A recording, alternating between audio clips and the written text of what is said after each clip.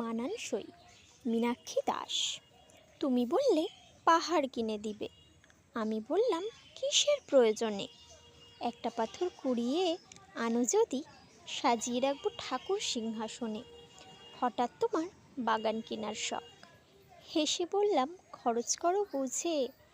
একটা বরং গোলাপ কিনে এনো, নিজ হাতে খোপায় দিও গুঁজে। সেদিন বললে বিদেশ নিয়ে যাবে, হেসে বললাম অর্থই অপচয়। তার চেয়ে চলো দুজন মিলে বসে নদীর পাড়ে দেখব সূর্যোদয়। জীবন হলো ছোট ডিঙির মতো, কি হবে তার মন তো বড় পাল। ঝড় জল সব সামাল দিতে গেলে চাই তো মোটে শক্ত দুটো হাল। আমরা হলাম মাটির কাছের জীব, সারা জীবন মাটির মাপেই রই।